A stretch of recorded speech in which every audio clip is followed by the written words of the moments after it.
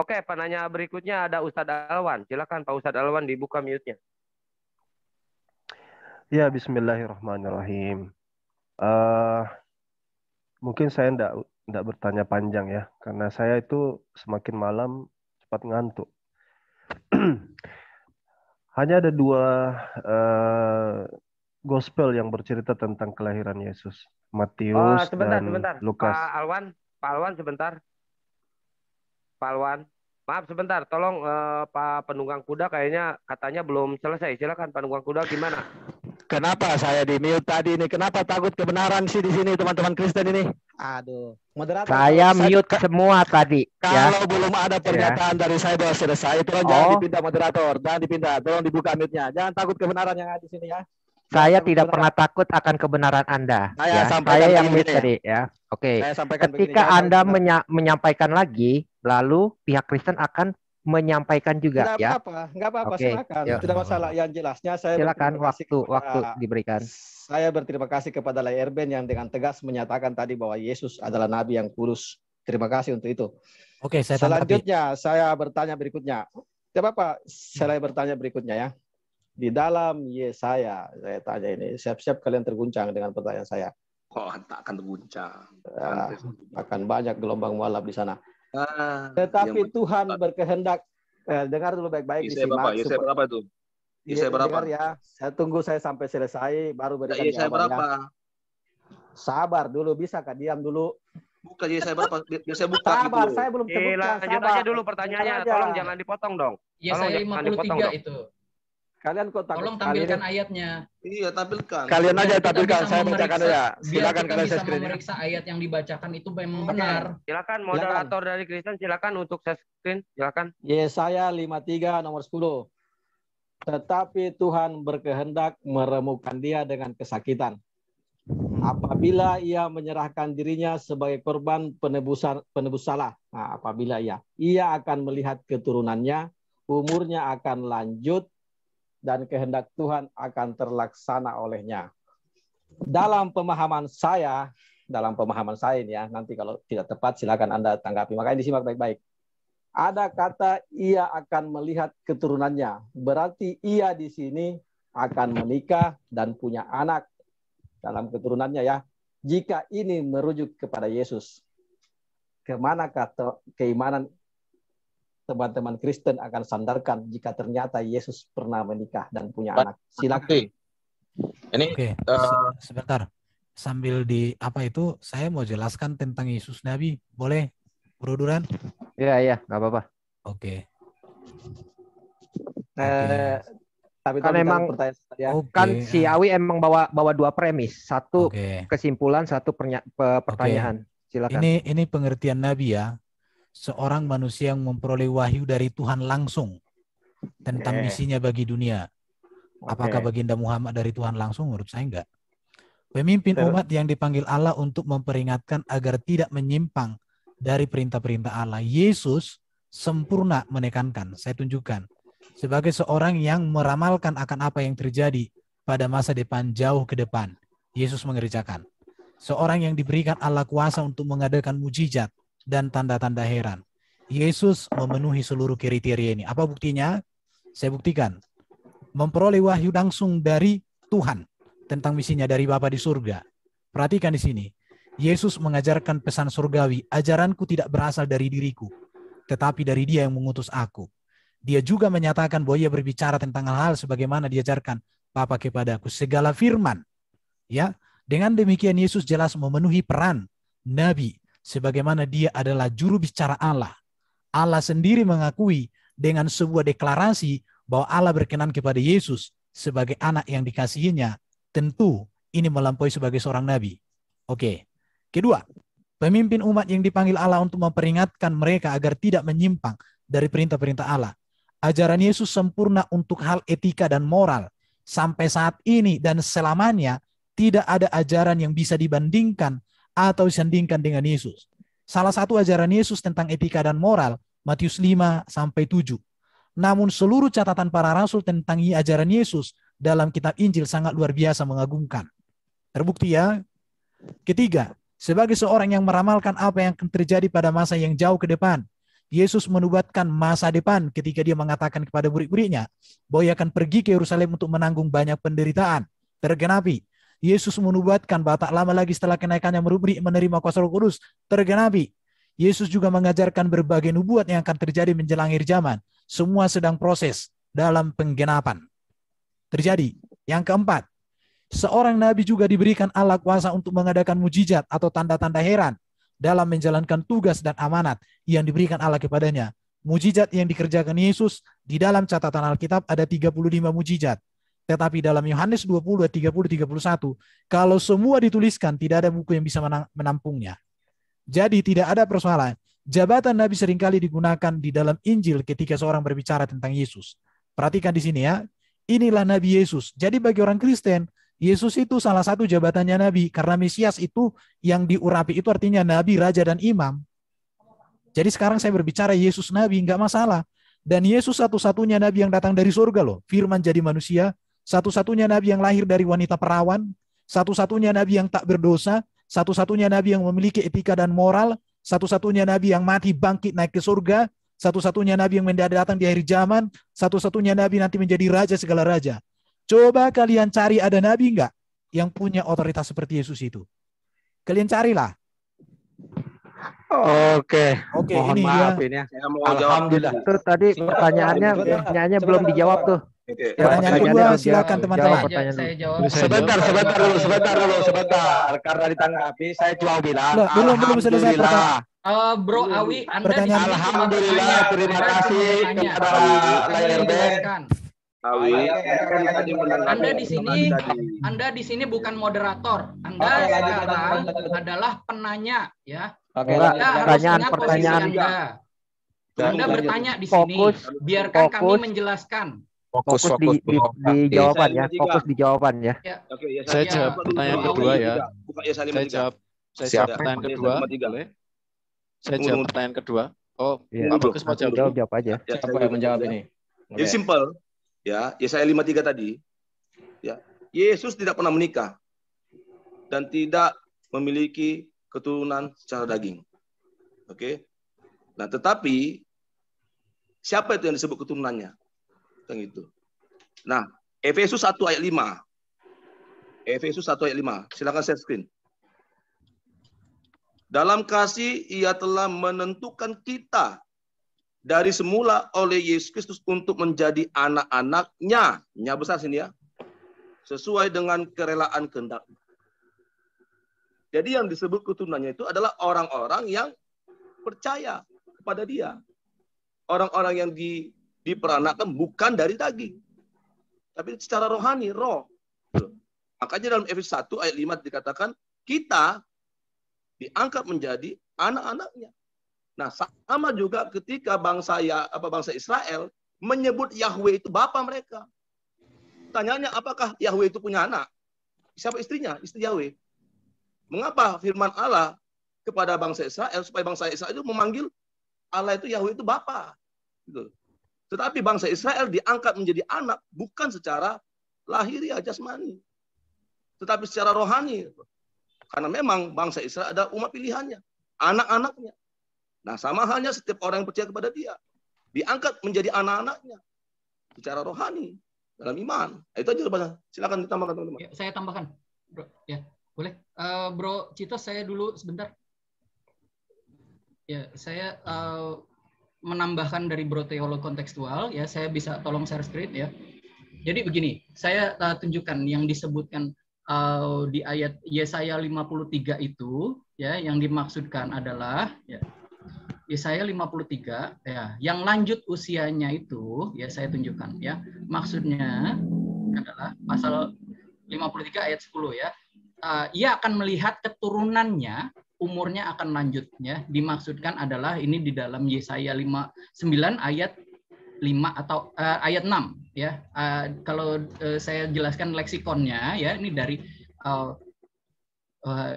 dia akan disebut ya, namanya akan disebut orang penasihat ajaib, Allah yang perkasa, Bapa yang kekal. Nah, yang kekal ini maksudnya adalah kalau kita periksa dari leksikonnya eternal, Father of the eternal harusnya ya. Aviad dari kata adah ini ya, ini saya sudah jelasin di sini, ada ini ya penjelasannya. Continually, live forevermore, eternal. Jadi yes, di sini katanya disebut non maskulin ya. Ini jadi adalah penjelasan yang dimaksudkannya siapa ya, bukannya sebutan kepada bapaknya ya, tapi Bapak yang kekal. Ya, yang kekalnya itu siapa? Jadi keturunannya itulah yang disebut kekal. Nah, di sini dijelaskan ya. Jadi maksudnya keturunannya yang tadi Pak teolog kontekstual sudah jelaskan. Kita itu manusia yang diangkat menjadi anak oleh Yahweh, itulah kita memperoleh hidup kekal. Itu maksudnya ya. Itu aja saya tambahkan dari leksikonnya, ini maksudnya dari Yesaya 9 ayat 5 ya. Itu. Oke, boleh langsung tanggapi. Bro Citos mungkin ada boleh, yang langsung. Oke, saya menanggapi ya. Terima kasih moderator. Yang pertama saya menanggapi pernyataan Laerben, saya mengatakan alhamdulillah, sekali lagi saya mengatakan alhamdulillah, terima kasih. Bro Awi, tolong Anda di sini sebagai penanya ya. Anda sebagai penanya. Anda mengatur penanya. Jangan dipotong, Pak Charlie. Anda juga tadi nggak dipotong. Oke. Nggak apa-apa. Nanti ku tanggapi lagi. Saya cuma bilang kepada Laerben, terima kasih atas narasinya yang panjang tadi. Saya selalu berkata alhamdulillah. Amin. Karena di situ Laerben sudah kali-kali membuktikan bahwa Yesus adalah nabi yang menerima wahyu dari Tuhannya. Artinya Yesus punya Tuhan. Lanjut ke pernyataan Bang Charlie anak-anak Tuhan juga, itu bukan urusan saya lah. Tapi pertanyaan saya tadi kan mengatakan, bagaimana kalau seandainya memang ini nubuatan, ini kan Yesaya nubuatan yang di dalam Yesaya ini benar-benar terbukti adanya, artinya melihat keturunannya umurnya akan dilanjut tidak mati, kemana iman kalian akan sandarkan ketika ternyata Yesus sebentar Pak penunggang, atau dia tidak mati. Pak penunggang kuda, saya mute satu ya, soalnya noise. Oh, saya kayak noise. Iya, satu kan penunggang kuda, ada dua ini. Oh, yang satunya aja. Oke. Ya. Kalau yang ini jangan di mute ya. Itu pertanyaan saya tadi, tapi sudah dijawab tadi oleh Pak Citos mengatakan tidak pernah menikah dan apa itu kan itu tulisan di lain, tapi di sini kan ada keturunannya loh, melihat keturunannya, ini pernyataan Tuhan loh. Nubuatan terserah Anda kalau mau bantah, itu bukan urusan saya. Lanjut ke pertanyaan berikutnya. Saya akan memakai narasinya Bang Charlie di sini. Ketika kita percaya bahwa hari ini adalah hari Sabtu, ketika kita mengatakan hari ini adalah hari Sabtu, berarti kita harus yakin bahwa kemarin adalah hari Jumat. Dan kesimpulannya besok adalah hari Minggu. Ketika kita percaya bahwa ada penyaliban, berarti kita harus sepakat ada yang menyalibkan dan ada yang disalibkan dan ada wadahnya tempatnya disalibkan. Pertanyaan saya, di mana salibnya Yesus? Oke, saya sebelum dijawab pertanyaan itu, jadi Bro penunggang kuda, orang Kristen mengakui salah satu jabatan Yesus itu nabi. Tetapi masih ada jabatan yang lain, raja segala raja, hakim yang adil, Tuhan di situ. Jadi saya masih buka satu pintunya. Tetapi perbedaannya adalah Isa sebagai nabi di kalian sangat berbeda kualitasnya dengan Yesus yang adalah nabi di dalam kami. Berbeda sekali. Itu yang harus Bro catat. Karena begini, hanya Yesus yang sanggup menyempurnakan seluruh janji-janji Allah. Hanya Yesus yang sanggup membawa orang ke surga dan dia sudah di surga. Jadi Bro tinggal pikirkan saja, kalau sudah ada nabi yang seperti Yesus yang begitu agung mulia ini, maka kualitas nabi yang jauh di bawah Yesus itu kami taruh di dompet itu. Oke, itu aja. Lanjut yang lain. Silakan Bang Charlie jawab. Ya, narasi Anda ini bangun. Di mana kaitannya Yesus? Ya, Anda harus paham. Jadi pada tahun 70 Masehi kan ada Jenderal Titus menghancurkan Yerusalem ya, dan semua orang Yahudi itu dibunuh ya di sana. Dan ada juga Kaisar Hadrianus tahun abad kedua Masehi, ya, tahun 100 berapa itu orang-orang Kristen kan nggak boleh ke sana ya. Jadi Anda harus paham sejarah, dan semua akses ke sana itu kita nggak bisa ke sana, dan istilahnya mengenang kayak berziarah gitu, itu Anda berpikirannya bahwa orang-orang Kristen kenapa nggak berziarah ke lokasi kuburan di Golgota. Nah, kalau misalkan Anda search di Google, Golgota itu tetap ada sampai sekarang, petanya tetap ada. Walaupun orang Kristen tidak bisa pada saat itu ya, pada saat tahun abad 1 kedua Masehi itu kan kita tidak bisa datang ke sana, orang-orang murid-murid Yesus itu tidak bisa berziarah ke sana. Karena orang-orang Kristen pada saat itu juga diburu ya, dibunuh, dipersekusi ya. Anda harus memahami konteksnya itu. Dan pada waktu Kaisar Hadrianus itu orang-orang Kristen kan nggak boleh tinggal di situ ya, banyak cuma orang-orang tertentu ya kita nggak bisa sembarangan gitu ke Yerusalem gitu ya. Oke, artinya tidak ada yang bisa membuktikan bahwa memang ada kayu salibnya Yesus itu ya. Ya ada lah di Yerusalem. Ada. Ya di mana? Mana? Anda lihat aja kalau search di Google. Awi udah pernah pergi ke Yerusalem belum? Belum pernah. Makanya bantu saya membuktikan kalau memang ada. Di mana disalibkan. Lokasinya Golgota itu tetap ada, ya. Jadi nggak seperti di dalam Al-Quran, ya nggak seperti di dalam Al-Quran itu Isa lahir di bawah pohon korma, tapi pohon kormanya kita nggak tahu di mana. Kita nggak tahu pohon kormanya di mana. Kalau Golgota kita tahu loh, kita Golgota. Jawab aja di mana kayu salibnya Yesus kalau memang Yesus pernah disalibkan. Persoalannya ini kan Tuhan yang disalib. Charlie, nggak ada. Oke, nggak ada. Tentang kayu salibnya itu nggak penting. Saya udah jelaskan. Saya udah cari di Indomaret. Di Indomaret nggak ada. Makanya saya tanya tadi sama Awi. Oke, berarti nggak ada. Sudah cukup. Oke, saya rasa udah cukup Bang Awi ya. Cukup. Tunggu Bang Satang sekali lagi karena saya. Oke. Sekali lagi penutup dari saya. Yerusalem itu hancur saat itu oleh Jenderal Titus. Oke. Terima kasih. Apapun jawaban Pak Charlie tidak menunjukkan adanya bukti kayu salib itu. Tapi lokasinya tetap ada sampai sekarang. Iya, saya tidak tanya lokasinya, kayu salibnya di mana. Yang ditanya kayu salibnya, jawab kayu salibnya, Charlie. Udah. Kayu salib. Oke, cukup Bang Charlie, cukup. Saya closing dari saya penutup dari saya. Anda di sini sebagai penanya, Anda bukan closing. Anda tidak punya kewajiban untuk itu. Yang punya kewajiban untuk closing adalah Kristen, bukan Anda. Sekali lagi, Anda di sini bukan moderator. Tolong mute juga Charlie itu. Kenapa jadi Charlie yang ngatur? Halo, ya. Jadi makanya tadi saya tanya sama Awi, udah pernah enggak ya Awi ke Yerusalem, Israel? Tidak pernah. Nah, makanya pergi ke Yerusalem, ke Israel. Ngapain saya ke sana? Di mana kuburannya?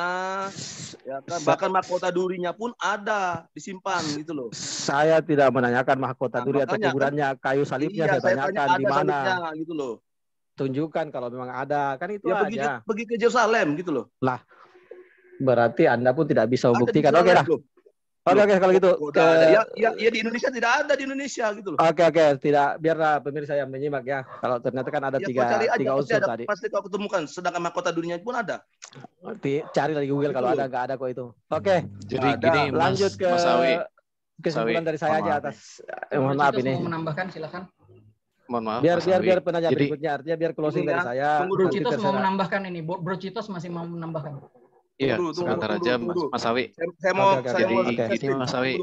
Pihak Kristen boleh menjawab loh. Ini kewajiban pihak Kristen untuk menjawab loh. Tunggu, aku mau silakan. Oh, ini aku dulu atau Mas Duk? Ditemukan di Turki. Ada yang ngatur itu, Charlie, ada yang ngatur. Ya, ini. Ya. Jadi di sini dikatakan para arkeolog ya melakukan ekspasi di situs gereja kuno di Turki, menemukan sebuah peti batu yang berisi relik yang mungkin menjadi bagian dari tiang salib Yesus Kristus. Ada gitu loh. Oke, itu mungkin. Tadi bilang di Israel, suruh ke Israel gimana sih kali? Bang ini. Makanya tidak usah panjang jawabannya lah. Ke Turki, ada. Tadi bilang Israel, ke suruh ke Israel, ini Turki lagi. Yang mana yang benar ini? Kan dia kan disalibkan di mana? Coba di Turki apa di Sekarang Israel? Yang benar tadi yang mana? Saya harus ke Turki apa ke Israel? Pertanyaan saya harus ke Turki apa Israel? Kan itu kan bisa saja ditaruh disimpan di gereja. Kalau relik itu tidak semuanya, Mas. Namanya relik. Oke. Anda tidak bisa. Cukup. Mahkota duri. Sama kayak manuskrip gitu loh. Manuskrip ada disimpan. Gitu loh, di Vatikan ada. Gitu loh. Tolong saya rasa cukup ya, Bang Alwi. Sekali saya penutup dari saya. Alwi, jangan Anda tidak berkesimpulan. Pihak Charlie biarin diamin aja, nanti harus dijelaskan. Nanti harus dijelaskan. Sekali lagi penutup dari saya, setelah ini saya tidak akan menanggapi lagi. Penutup dari saya, kembali saya ulangi bahwa terima kasih kepada LRBN. Saya tadi tidak menyinggung masalah nabi lain mengenai apapun yang kita bahas. Tadi kita cuma merujuk kepada Yesus. Saya tidak mau merujuk kepada nabi lain yang jelasnya LRBN mengatakan Yesus adalah nabi yang menerima wahyu dari Tuhannya. Artinya Yesus punya Tuhan. Pantaskah Tuhan punya Tuhan? Selanjutnya mengenai saya harus jelaskan. Enggak apa-apa. Saya selesaikan dulu baru Anda terserah, saya tidak tanggapi lagi. Mengenai kayu salib tadi, saya tidak mau tambah pusing juga karena ada yang bilang ke Israel, ada yang bilang tadi terakhir ke Turki lagi. Begini, jika itu sesuatu saya tadi bilang itu bahwa saya minta jangan dipotong dulu ya, biar diberesin dulu Bang Alwi. Ini terakhir ini. Ini terakhir dulu, terserah nanti baru ditanggapin. Lah, ini Anda yang katakan tadi loh. Semua orang mendengar Anda mengatakan saya kan bilang, saya tanya, kamu udah pergi ke Yerusalem enggak? Di mana Yesus disalibkan? Sudahlah tadi, biarkan saya selesaikan dulu, terserah nanti. Ini terakhir dari saya loh, ini closing dari saya. Saya tidak akan menanggapi lagi apapun Anda ucapkan nanti setelah saya ini. Memframing ini lah. Udah nggak apa-apa, biarin dia mau menyesatkan orang. Biarlah. Di YouTube orang mendengar kok, bukan framing ini. Makanya tidak usah takut lah kebenaran, bro. Tidak usah takut. Saya sampaikan dulu begini. Disimak baik-baik ya, disimak baik-baik agar Anda bisa memberikan penjelasan atas apa yang saya sampaikan ini. Tolong disimak baik-baik. Jadi begini, atas penjelasan tentang kayu salib. Kalau menurut saya pribadi, ini menurut saya ya, kalau memang peristiwa penyaliban itu memang sesuatu yang sakral, adalah sesuatu yang penting, sehingga simbol salib itu dipasang di gereja, maka menurut saya itu Tuhan sebaiknya atau bahkan mungkin seharusnya menjaga bukti-bukti sejarahnya, sama seperti peristiwa Nabi Nuh yang bahteranya tenggelam jauh sebelum peristiwa penyaliban ada. Kita masih bisa melihat bukti-bukti bahwa memang pernah terjadi itu bahtera Nabi Nuh. Sampai sekarang kita bisa lihat penyaliban. Adakah? Apakah itu sakral? Apakah itu hal yang penting? Saya rasa tidak. Silakan, moderator. Saya lanjut pertanyaan berikutnya. Ya, saya tanggapi. Dari pihak Kristen dulu nanggapin. Buktinya silakan tunjukkan ya. Saya tanggapi. Itu tadi LRBN sudah menunjukkan. Ditutup dulu ininya, penunggang kudanya ditutup dulu. Ya, termasuk paku-paku bekas salib itu ada. Ya, mahkota duri ada. Ya, tempat penyaliban Yesus ada, Bukit Golgota. Makanya saya bilang tadi ke kamu Awi, kamu udah pernah belum pergi ke Yerusalem, tempat di mana Yesus disalibkan, gitu loh. Ada semua, bukti-buktinya ada, bahkan kuburan Yesus pun ada. Kalau emang benar ada buktinya, silakan datanya ditunjukkan biar para netizen lihat juga buktinya ya. Silakan Pak. Gak apa-apa, nanti. Tadi udah. Ini Pak Duran sama Pak Kian Santang, ini nggak boleh komparatif ya. Kemarin tuh boleh komparatif mereka yang pembicara-pembicara Islam. Ya emang boleh, emang saya ngelarang? Kagak kan, saya nggak ngelarang. Kalau komparasi dengan sebelah, data sebelah. Kalau mau komparasi aja, saya nggak melarang. Saya cuma membatasi jawaban-jawaban. Nanti yang lain jangan kesurupan kalau ada komparatif. Silakan Pak. Ya bahkan kayak kafan di Turin, kain kafan yang sudah ada di Turin disimpan gitu loh. Ini data lengkapnya. Nah, itu lengkap itu. Arkeologi of crucifix. Iya. Justru yang diserupakan itu, yang disalibkan itu yang data sejarahnya tidak ada, gitu loh. Ini dari gitu loh. Katolik. Siapa yang diserupakan? Siapa namanya yang diserupakan? Artinya Sarjis Salam. Ada yang menyinggung gitu aja lah. Oke, saya rasa jangan ini ya. Saya mau tanggapi dulu. Kita yang bertanya ya. Sebentar. Bukan kalian yang bertanya. teman-teman yang di sini ada nggak? Sebentar. Bisa, di sini ada. nggak bisa standar ganda. Ada nggak orang Kristen yang menyangkal tentang salah satu jabatan Yesus sebagai nabi itu? Ada nggak di sini? Nggak ada. Ada. Ah, itu ya. Jadi bedanya. Jadi ditambah gini lah ya. Imam sama orang-orang disebut juga tuan. Raja disebut juga tuan. Gitu. Nabi juga disebut tuan. Apa bisa dikatakan tuan?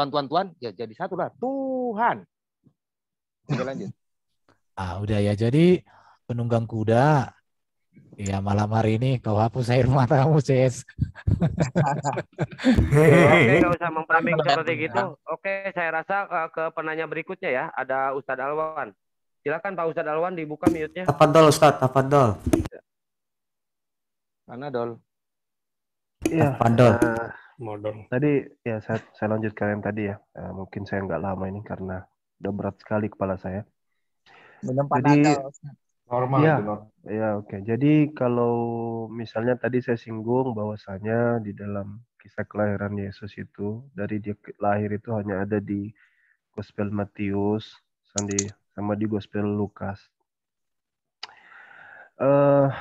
Kemudian meskipun dua cerita ini berbeda, tapi yang satu itu di Matius itu dia bercerita tentang Yusuf dan Maria yang mengungsi ke Mesir.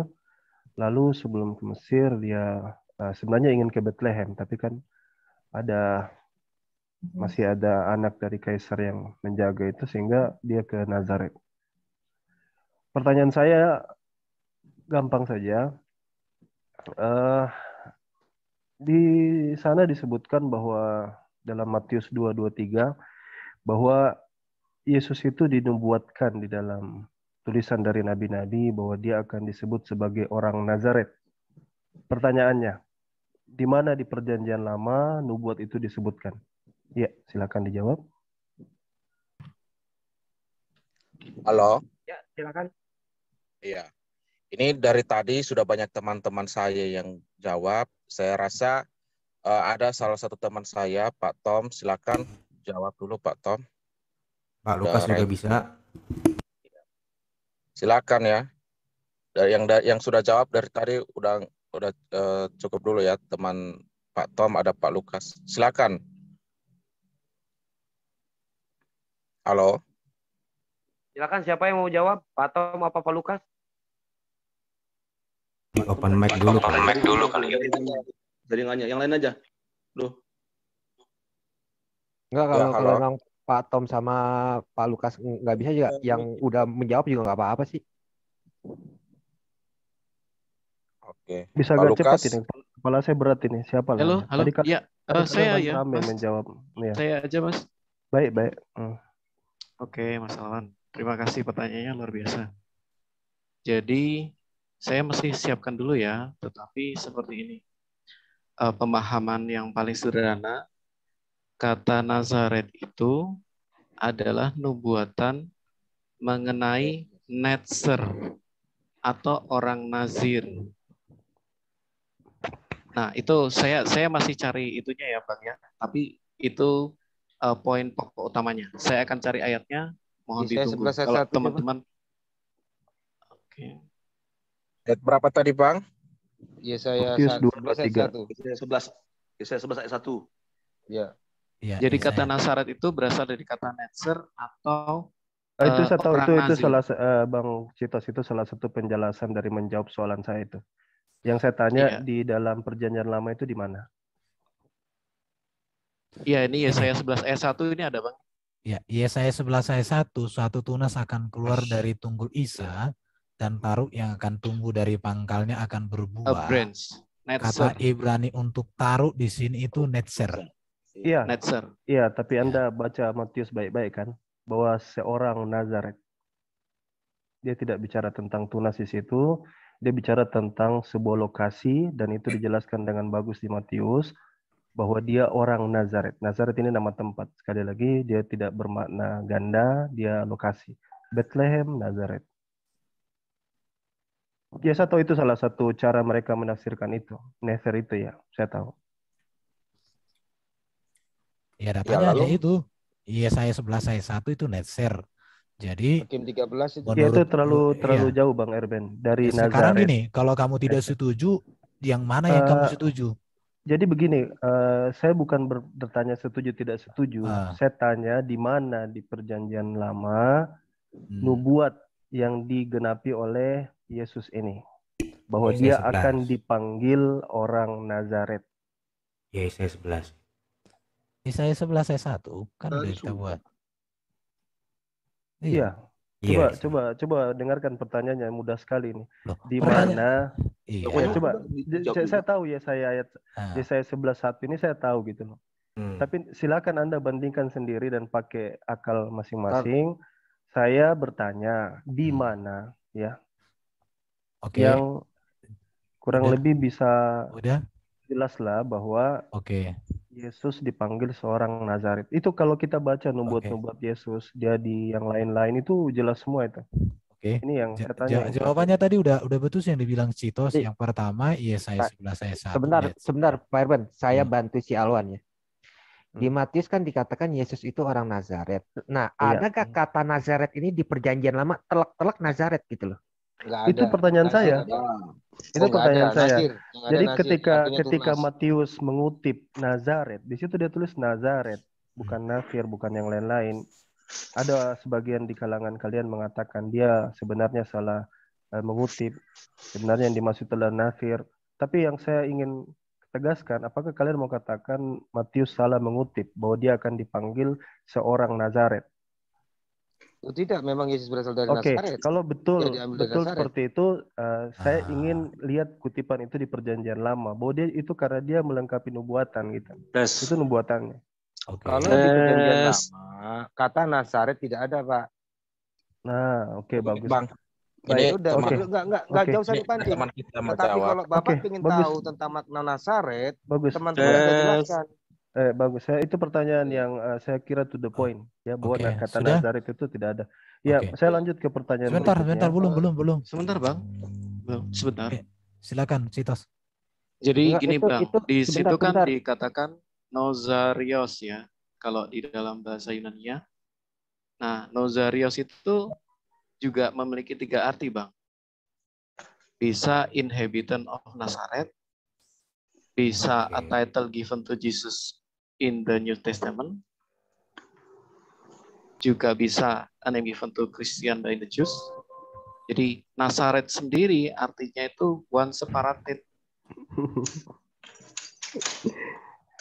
Saya pikir situ jelas, Bro. Dipanggil bisa izin jawab nggak? Aku izin jawab. Nazarein berarti seorang inhabitant. Inhabit ya, you know the meaning of inhabit in Nazar.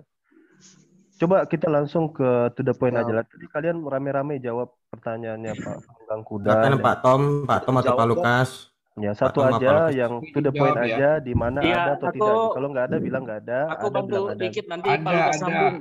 Ada di Mazmur. Jadi kata Nazaret itu sebenarnya kan dari Netzer ya. Itu juga berarti tunas. Enggak bisa, Bro. Dia tuh cari. Oke, silakan ya, boleh. Silakan. Kalau literally Nazaret memang enggak ada. Begini, kalian coba satu-satu. Saya dari tadi lihat kalian itu kayak enggak akur gitu. Satu, siapa ini yang mau jawab? Coba. Kamu jangan menyebut satu-satu yang tertib yang dari pihak Kristen, satu-satu. Jangan rebutan. Iya. Gue dulu deh. Teman-teman. Ya, jadi yang ditanya teman kita itu kata Nazaret itu tolong kan yang moderator muslim ulangi pertanyaan saya biar mereka paham. Tolong moderator muslim tolong diulangi lagi pertanyaan saya, ditegaskan yang saya tanyakan, di mana nubuatan bahwa dia akan dipanggil seorang Nazaret. Gak usah lari ke pecahan-pecahan arti. Aku jawab ini, kawan-kawan. Sebentar. Ya, nanti silakan menjawabnya. Tunggu dulu. Saya terangkan. Jangan lari ke pecahan-pecahan arti karena itu sudah sangat jelas dan gamblang. Yang dimaksud itu adalah seorang yang berdiam. Sebentar. Kalau kamu bertanya tapi jawabannya kamu setir, kamu itu bertanya atau mau mengendalikan? Inilah jawabnya. Saya selesaikan dulu. Ini aku jawab deh. Yang pertama kamu harus tahu kenapa dia di sini. Pada mau ngomong semua. Menyelesaikan pertanyaannya, jangan dipotong dulu. Bukan. Gini deh ya, saya ambil alih dulu ya. Jadi gini, si Alwan nanya, ada gak kata Nazaret itu di dalam perjanjian lama? Ya, daripada kita open mic semua. Sekarang saya kasih siapa tadi? Tom dulu deh. Gini, tolong saya dulu ya, baru nanti dijawab. Tapi kalian tunjuk satu gitu loh, biar tidak tumpang tindih. Semua ngomong kita nggak dengar siapa-siapa. Nah, Ya, betul. saya tanya, Matius menyebutkan dalam rangka dalam rangka untuk menggenapi nubuatan, salah satu nubuatan itu dia akan dipanggil Nazaret. Makanya di ayat itu, di dalam Matius 2:23 itu dikatakan dia tinggal di Nazaret. Makanya setelah Maria dan Yusuf dari Mesir, mereka ke Nazaret, tidak ke Bethlehem. Pertanyaannya, nubuat itu jelas mengatakan dia akan dipanggil seorang Nazaret. Gak usah pecah-pecah, oh Nazaret itu ternyata tunas, gini. Fokus aja, dia dipanggil seorang Nazaret. Pertanyaannya, di mana di perjanjian lama dia dipanggil dengan sebutan itu, seorang Nazaret, gitu aja. Simpel kan? Oke, silakan dijawab, tunjuk satu orang ya. Silakan dijawab. Di mana mudah di menjawab itu, lama? Pak Alwan, mudah sekali. Jadi kata Nazaret itu kan dari bahasa Ibrani kan sebenarnya Netzer. Netzer itu artinya tunas. Ya, itu juga mengacu kepada satu tempat. Kalau di dalam perjanjian lama belum dinamakan Nazaret. Tetapi lokasinya itu di antara Sebulon dan Naftali. Jadi melewati jalur nantinya di zaman perjanjian baru, melewati jalur tentara Romawi masuk ke Yudea. Nah di situ ada menara dibangun. Nah itu juga menara karena seperti tunas, jadi dikatakanlah nama kota itu Nazaret, gitu ya. Nah jadi ini mengacu pada kata tunas, mengacu juga pada kata Nasir, dan mengacu juga pada kata tempat. Nah, tiga hal ini ada di dalam perjanjian lama, ya. Misalnya kata daerah itu Sebulon dan Naftali bisa dicek di Yesaya 9 itu, ya. Nanti saya cariin ayatnya. Kata tunas dari Daud itu juga ada di dalam Yesaya, nanti dicek ayatnya atau teman-teman yang akan nambahin nanti. Dan itu untuk kata tempat dan tunas, dan kata nasir juga, nasir Allah juga ada gitu. Nah oke, saya oper ke kawan-kawan yang lain, soalnya saya kasih teman yang lain, mungkin Pak Lukas bisa lebih detail tambahin. Thank you. Aku bisa tambahin nggak? Ya tambahin aja. Pak Lukas dulu teman-teman. Oh gimana? Ya, begini ya. Jadi ketika ditanya di mana di perjanjian lama, ya, Bro Alwan harus paham dulu kenapa disebut sebagai dari Nazaret, ya. Nazaret itu melambangkan apa? Ya. Jadi lihatlah di Yohanes 1 ayat 45 ya sampai 46. Coba kita buka Yohanes 1 45-46.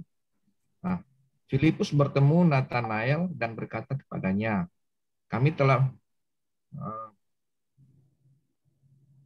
bertemu dia yang ditulis dalam kitab Taurat Musa dan kitab para nabi, yaitu Yesus anak Yusuf dari Nazaret.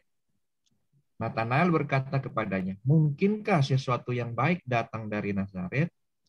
Ya, jadi Nazaret ini menggambarkan bagaimana waktu itu kan dianggap orang-orang Nazaret itu kan dihina, ya, dianggap rendah seperti itu. Ya. Halo? Ya, lanjut. Ya. Mata saya udah semakin berat. Ya, sehingga Yesus maksudnya seperti hina gitu ya. Itu ada di dalam, sebenarnya ada di Mazmur dan di Yesaya ya, di Mazmur 22 ayat 7. 9 itu, tetapi aku ini ulat dan bukan orang, celak bagi manusia, dihina oleh orang banyak. Ya, ada di Yesaya 53 ayat 2 dan 3, sebagai taruk ia tumbuh di hadapan Tuhan dan sebagai tunas dari tanah kering ia tidak tampan dan semaraknya pun tidak ada, sehingga kita memandang dia dan rupa pun tidak sehingga kita menginginkannya. Ia dihina dan dihindari orang. Ya, dan seterusnya. Jadi ini kata-kata Nazaret ini, orang Nazaret itu karena posisinya dari nama Nazaret itu sendiri melambangkan kepada menghina gitu loh, bro. Ya, itulah sebabnya disebut dari Nazaret. Sama seperti di awal tadi dikatakan, ya, apa tadi? Mungkinkah ada sesuatu yang baik datang dari Nazaret? Yohanes 1:46 itu tentang Filipus ya. Filipus bertemu Nathanael dan ini ya berkata tentang Tuhan Yesus ya. Mungkin kalau ada yang mau share ayatnya silakan. Atau saya share aja lah nih. Pak Lukas mau menambahkan atau saya? Ini. Kenapa ada pertanyaan seperti ini? Coba. Karena ketika disebut dari Nazaret, seolah-olah ini daerah Texas kayak gitulah, atau daerah yang kurang baik. Jadi moderator Muslim ada di dalam Mazmur moderator tadi. Muslim, saya gimana Pak? Iya, saya minta waktu sedikit saja biar lebih memperjelas lagi. Saya mau beri contoh, kasih contoh. Ya, silakan Pak. Iya. Sebelum teman-teman melanjutkan dan saya terus terang sudah hampir tidak tahan karena mengantuk. Gini juga bro, kalau bro sudah ngantuk. Iya, sebentar. Jangan nanti jawaban bro nggak nanggap. Jadi Bro Erben tolong dulu. Masih bisa nanggap nggak? Tolong jangan dipotong. Tolong Pak Erben tolong ya, biar diselesaikan dulu Pak Alwan. Ini kan hanya sekedar orang. Ya kalau udah ngantuk janganlah. Nanti itu kayak merendahkan kita. Serius lah. Kalau kamu ngantuk tidur aja. Kalau Anda bertanya harus Anda harus stay di sini. Iya. Tetap stay ya. Bukan itu kata-kata ngantuk itu menurut saya kalau nggak siap dialog nggak usah dialog. Iya. Jadi saya mau tuntasin dikit Bro Alwan. Ini kalau dipotong terus yang tidak penting ya. Sudah kalau nggak siap dialog nggak usah dialog itu. Nggak usah dipolemikan. Ini pertanyaan saya lanjut penting, tolong jangan dipotong. Lanjut Pak Alwan. Sabar. Tolong dulu. Nah, lanjut Pak Alwan. Bethlehem ya, ketika tentang Bethlehem bahwa nubuat Yesus itu akan lahir di Bethlehem. Di dalam Mika 5 nomor 2. Tetapi engkau hai Bethlehem Efrata, hai yang terkecil di antara kaum-kaum Yehuda, daripadamu akan bangkit bagiku seorang yang akan memerintah Israel, yang permulaannya sudah sejak purbakala, sejak dahulu kala. Jadi paling tidak kalau misalnya dikaitkan sebagai nubuatan itu agak nyambung memang. Akan muncul dari Bethlehem kan. Sekarang Nazaret itu sudah nggak usah berpolemik lagi tentang itu, yang dimaksud pasti lokasi atau tempat. Ini saya nggak bisa lama-lama, ada teman tunggu saya antri di belakang. Itu tempat ya, terserah bagaimana kalian menyebarkan dari Yohanes tadi dan lain sebagainya. Maksud saya yang sedikit jelas gitu bahwa nubuatan itu dikutip dari Perjanjian Lama yang sejalan dengan apa yang disampaikan Matius bahwa dia akan dipanggil seorang Nazaret gitu. Oke, saya jawab ya. Cepat. Saya jawab. Mudah-mudahan itu jelas pertanyaan saya ya. Yang tadi bro, supaya ini clear ya. Saya punya jawaban lain ya. Saya share screen. Enggak, yang tadi saya tuntasin aja bro, sebentar aja, 1 menit. Oke, jangan rebutan dong. Jangan rebutan. Silakan. Bro Johannes. Oh, Charlie silakan. Oh ya, oke. Aku tambahkan ini di dalam Mazmur 132 ya. Ini di sini nyanyian ziarah ya, nyanyian ziarah Daud ya. Ingatlah ya Tuhan kepada Daud dan segala penderitaannya. Bagaimana ia telah bersumpah kepada Tuhan, telah bernazar kepada Yang Maha Kuat dari Yakub, yang Maha Kuat dari Yakub. Ya, siapa yang bernazar? Ini adalah maksudnya yang disebutkan di tadi Bro Alwan bilang ya. Ini nazar. Yesus akan disebut dari orang-orang yang telah dinazarkan. Ya, dia telah dinazarkan kepada Yang Maha Kuat dari Yakub. Kenapa disebut Yang Maha Kuat dari Yakub?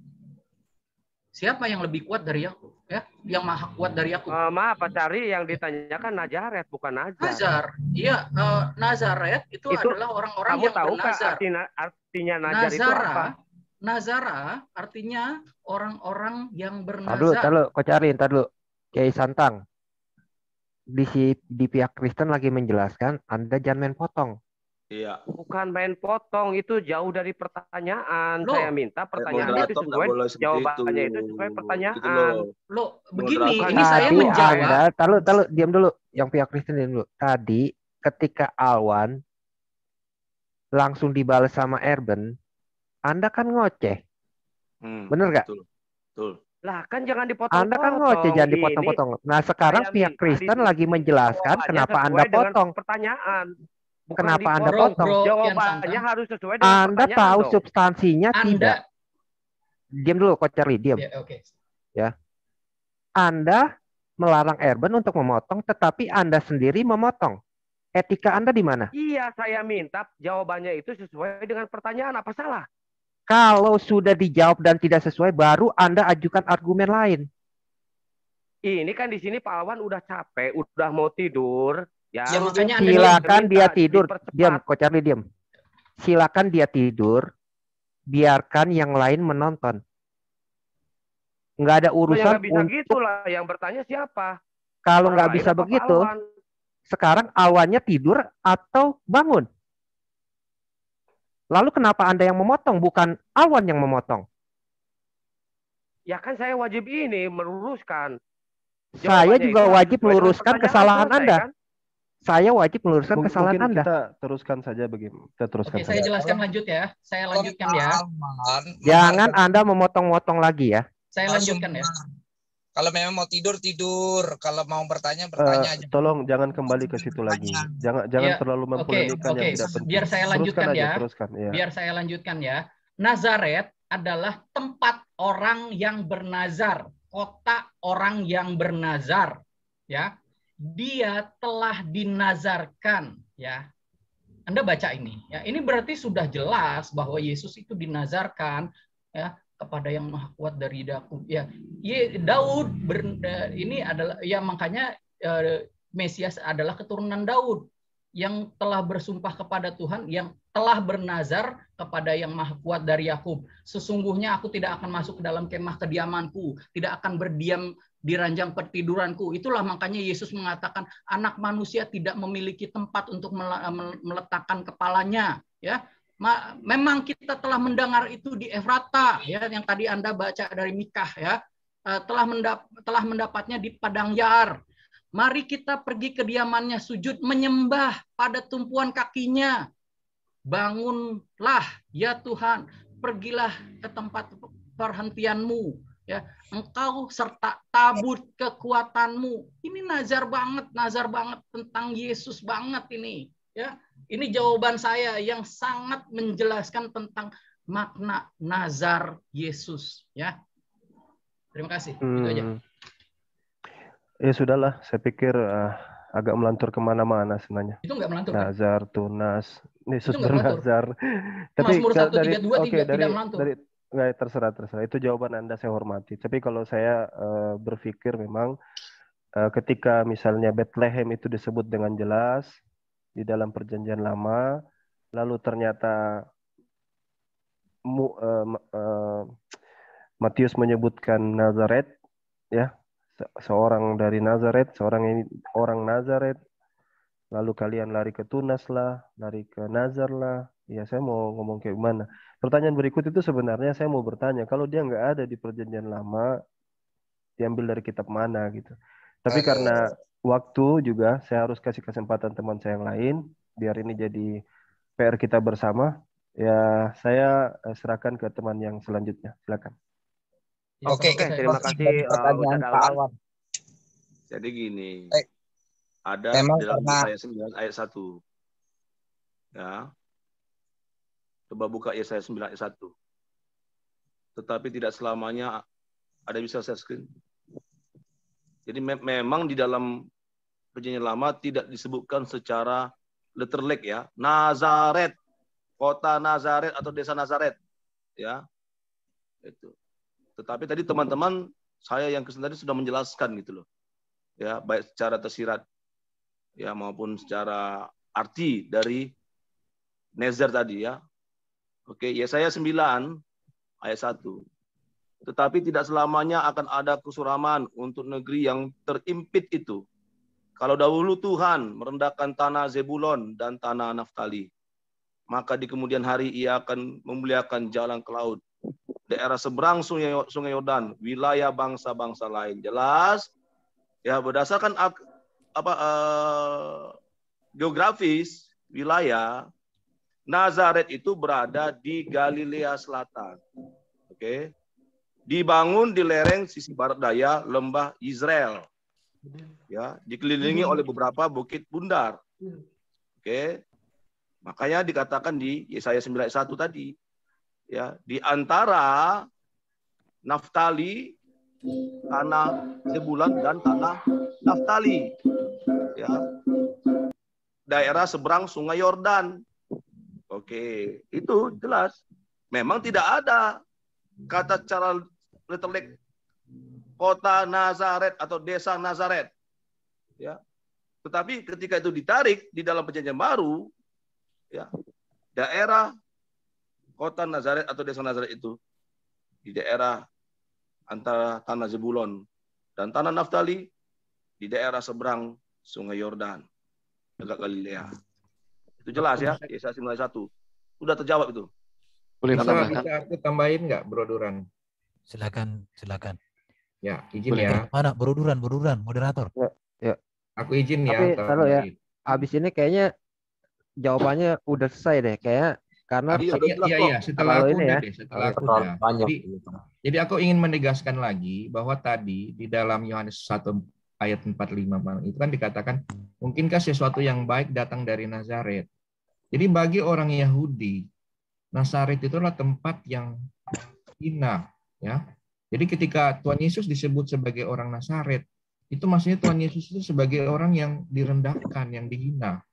Dan di dalam, karena itu kita merefer kepada nubuat, ya, tentang Tuhan Yesus sebagai seorang yang hina itu. Jadi ayat-ayat yang disebutkan di dalam Mazmur 22 ayat 9 tadi, kemudian Yesaya 53 ayat 2-3, itu adalah nubuatan tentang Tuhan Yesus yang terhina.